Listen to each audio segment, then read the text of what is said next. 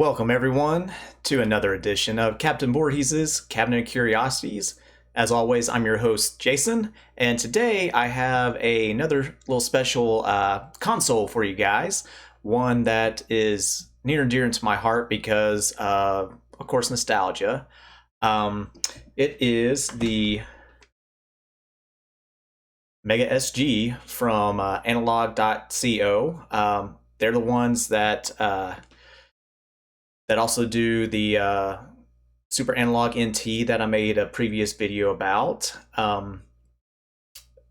Again, pretty much same thing in line with that, except this plays your Genesis, your Mega Drive, or Genesis and Mega Drive games, your Master System games, and it also has a little side adapter pop out.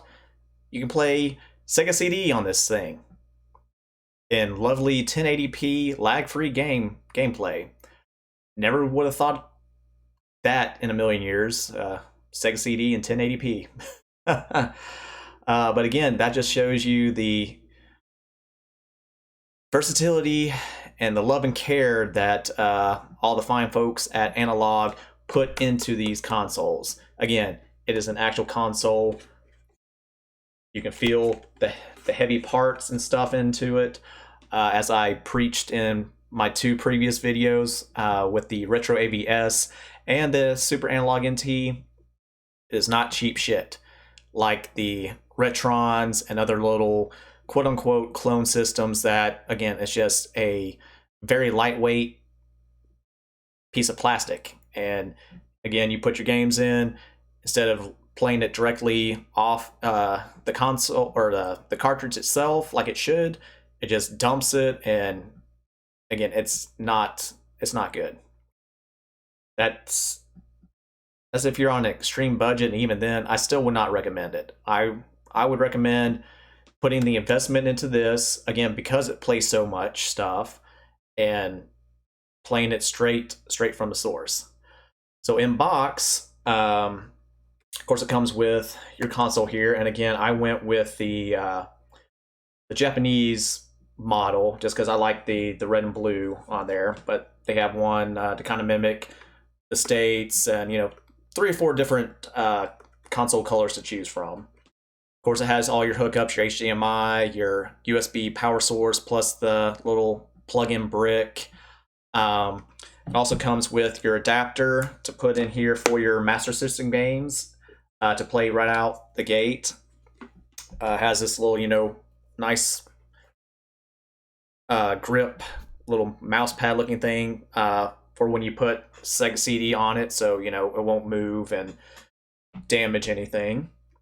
And also, Analog has another adapter for this to make it that much more versatile as far as your gameplay library. It has an adapter that will play Game Gear games, as well as like 2 or 3 other I guess little side, not necessarily side systems, but cartridges or whatever that we didn't get over here, like what was it called, a Sega My Card or something, a little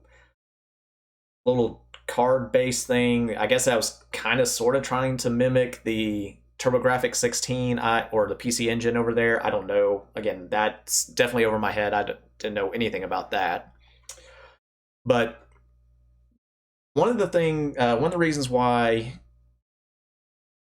the Genesis is so near and dear to me, again, back then, Sega was making a play on Nintendo's, stranglehold on the console market. So, you either were a, Super Nintendo kid or a Genesis kid. I was a Genesis kid, primarily because one day, it wasn't quite Christmas time, but we're leading up to that, and we're walking around the mall, and it was either an EB Games or a Babbage's back then.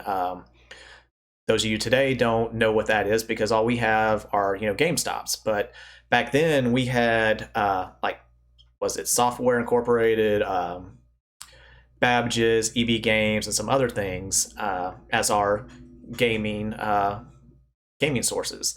And this was eventually Best Buy's mother company bought out the mother company that had all those. They also had another awesome store in their little group called Media Play, and Best Buy did fuck all with all that stuff, but that's a rant video for some other time.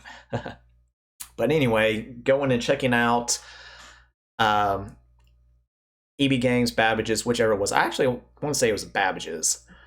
But right there in the window, they had a Sega Genesis hooked up, and they were demoing Jurassic Park. So if you've never played the Genesis Jurassic Park, when you load it up and the Sega logo comes up, if you've played some of their other first party stuff, you have the Sega. With Jurassic Park, it had that, and then the T-Rex popped up on it, and it goes, Sega. And I was obsessed with this movie for the longest time, and I mean that blew my fucking mind. Like, holy shit! And then it does the usual little gameplay loop when you leave a game on, it goes through, does a little bit of gameplay. So one moment saw Dr. Grant going through the forest, and there's a little rafting stage that's awesome, tense filled but awesome. And then next playthrough you see Velociraptor. So yeah, in this you can play as a Velociraptor too, and you're trying to escape the island. So that was the first thing. And then going inside Babbage's, just looking at all the stuff, kind of getting like a mental note. I huge comic guy, so right there also on the big display, X-Men. And I mean, just watching that, I mean it's X-Men anyway, so I'm like, holy shit, yes, I gotta have it. And then again, seeing the display go through, and you see again Wolverine pop his claws, you see Cyclops shooting some Octopus Blast, Gambit throwing his cards, all that good stuff. And then, you'll have your helpers like Storm and Archangel and stuff. You see them come through, and then, again, Storm like nukes the place with lightning and stuff. So I'm just like, oh my god, I gotta have this. So, fast forward to, a few months to Christmas, and lo and behold, not only did I get the Sega Core 2, which that's the one that came with Sonic 2. Also, again, from Santa Claus and whatnot, these two games. So I was on cloud nine. I was the happiest sumbitch in Georgia that day. It just blew my mind. So yeah, again, these two games plus some others, and I'm going to go through some of my favorite games that I have in my collection currently. Between all those things, stuff that you could play at home that were on the arcade, like Altered Beast, Golden Axe, that kind of thing. I was just like, wow, this is awesome. I'm so glad I have this. Screw your SNES. Yeah, Mario's cool and all, but I'm killing barbarians and riding dinosaurs and stuff in Golden Axe, so whatever. But yeah, again, all that plays on here, as well as your imports. This is my one and only Mega Drive game that I have right now. Looking to, increase my collection on that in the future, but we'll see.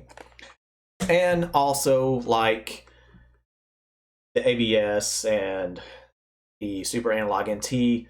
This will play your EverDrives and also your flash carts and your homebrews. So again, for the price, again, it's an investment, but again, for the price, you can't beat it, especially to get the 1080p lag-free gameplay, must have. If you're, a retro enthusiast like myself, or you have your nostalgia, which again, plays into it.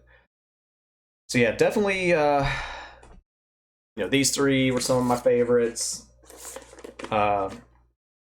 Also, like Golden Axe, again, played the shit out of this in the arcade, many quarters, and then of course the sequel, the superb sequel, Golden Axe 2.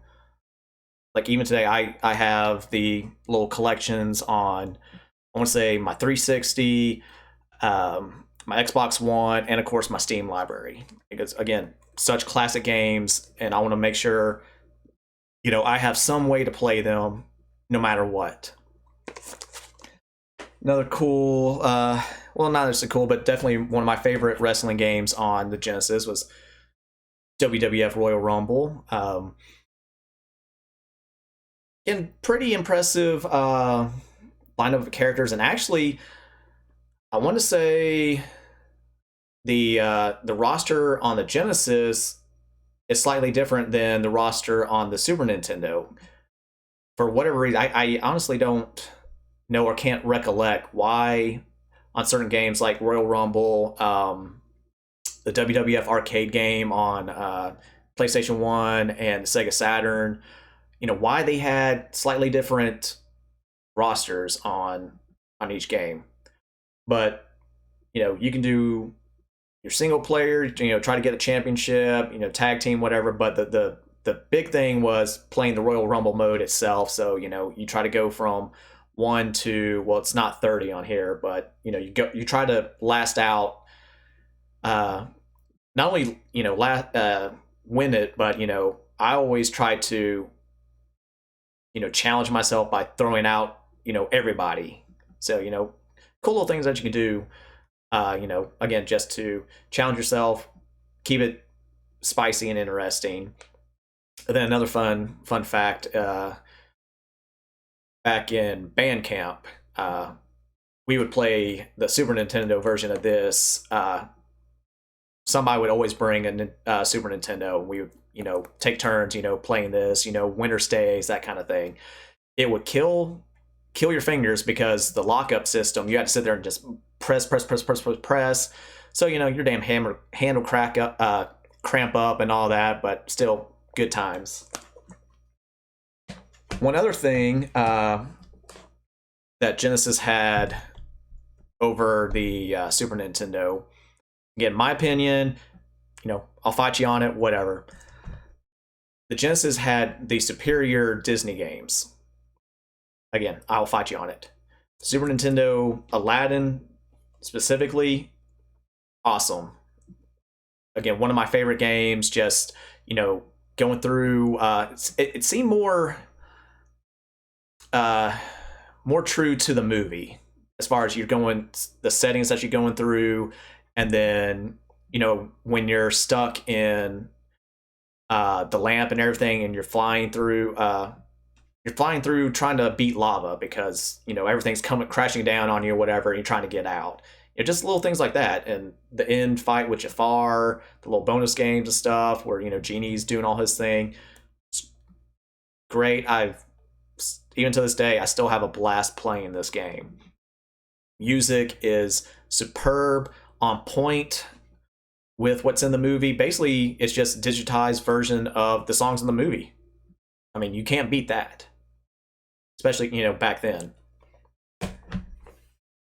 And let's see. Again, well, let's go with this one too. X-Men 2, The Clone Wars, where X-Men 1 is well, you can do 2 players, but it's a little bit more difficult. This one is more, I'd say, arcadey, like arcade beat 'em up kind of gameplay. The graphics, I mean, they look great on this, but this is coming towards middle to end of the Genesis lifespan, so the graphics are even better then. And you get different characters to play than you do here. One weird thing that they did, when you pop the game in, like it just drops you in, and you have just a random character that you start off with. So if there's somebody that you don't want to start off, you have to keep hitting reset until you get the one that you want. But then after the first stage, then you can choose, outright choose whatever character that you want. So why they went that route, I have no idea, but it's whatever. But again, another fun beat 'em up, and again, feels true to their comic counterparts. So again, they put the time and care into this X-Men 2 Clone Wars game. Keeping with the Marvel theme, my label's crappy, but again, when you go to your flea markets, your mom and pop stores, even finding them on eBay, a lot of times you'll take what you can get. But Captain America and the Avengers, another arcade port. This one's from Data East, and it's not bad for a port from the arcade. Again, I played that in the arcade, beat it with a group of friends, and again, it was nice playing as the Avengers and stuff, because before that we had the X-Men arcade game, phenomenal. I wish they did like a port of that for like Super or Genesis or whatever, but we have, well, no, we don't have it anymore. You had to get it on your 360 or PS3 in that one little short time limit that it was up on the digital stores. And I want to say even now, those that game isn't backwards compatible. So you need to fix that, Disney, because we need to keep that alive. I know Arcade 1-Up has a machine. I think it's up on pre-order now, but we need to play it. We need to play it on Steam. We need to play it on PlayStation, whatever. Keep it alive. But this one you play as you get to choose from Captain America, Hawkeye, Vision, and Iron Man, and you're going up against various Avenger baddies. The big bad, of course, is Red Skull, because Captain America, that's his biggest villain. But pretty cool. It's same thing like in like the Turtles arcade games. Where you're surfing through the sewers and stuff like that. You have a couple flying stages in here, so they switch up the gameplay a little bit. But again, nice little fun game, and nostalgia for playing the arcade and all that. Zombies Ate My Neighbors, another fun game. Kind of is that top-down shooter, kind of sort of like Smash TV, but that top-down view. And again, it's doing a bunch of the the old 40s and 50s, monster movies and stuff. You're fighting, some of those villains in here, trying to, save your neighborhood. And you go, obviously the first few levels, you're, in your own town. And then after that, you go to ancient Egypt. At one point, you go to, Transylvania, and you're fighting like vampires and werewolves and stuff. And you have all kinds of little kooky weapons and little special abilities, like you can throw plates and forks and stuff. You have tomatoes and soda cans to use as grenades. You also have like little potions that can turn you into a monster, and you get superpowers and all that briefly. You have a little clown blow up doll that you can use as a decoy, especially when you have basically Leatherface coming at you at some of the stages. So a lot of cool things. And again, it tickles me because I'm a horror fan. So just seeing all these little off-color references and little funny tidbits, it's really, really fun for me. The most expensive Genesis game in my collection right now is this one right here, Contra Hardcore. I can't remember.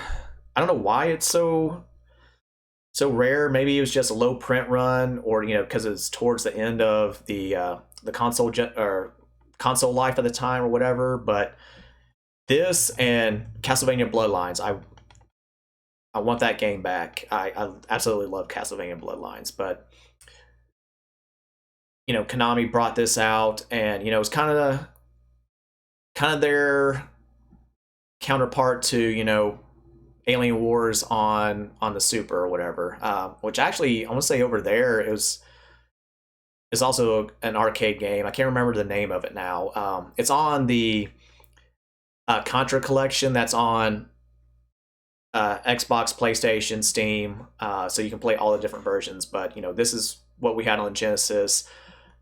First time that you actually got to choose your character, and it's not just human. You have like a little robot, you have a werewolf guy, and then not only can you save like 2 weapons like you could in Alien Wars, this time you can get up to, I think it's 4 different sidearms, and you can switch between them for any given situation. Again, when you die, you lose whatever you had equipped or whatever, but I mean, it pushed the console, had great music and everything, but man, it will kick your ass big time. It still does today.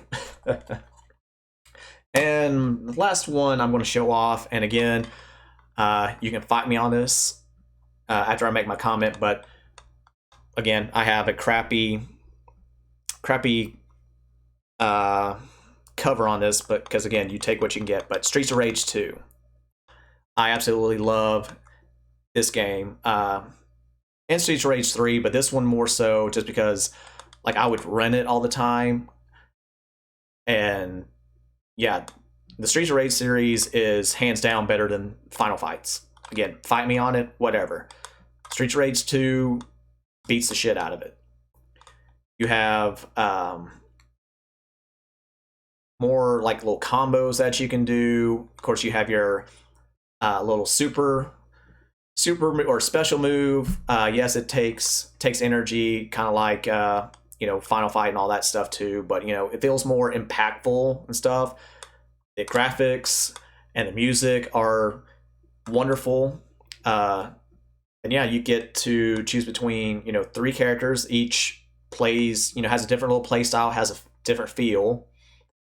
And then like the sequel, Streets of Rage 3, you have a couple more characters added to it. So again, one of my favorite games, and probably still favorite beat 'em ups that I played and have. And definitely check out Streets of Rage 4. It came out, what was it, last year, I think it was. That is fucking awesome. Keeps in that same little spirit and gameplay and everything. Got even more combos, even more characters that you can play as, and you can even unlock characters and the sprites from the original, Streets of Rage 1 and 2. So, hell, it's cool. But I'm babbling on, so let's wrap this up. Again, that's the Mega SG from Analog.co.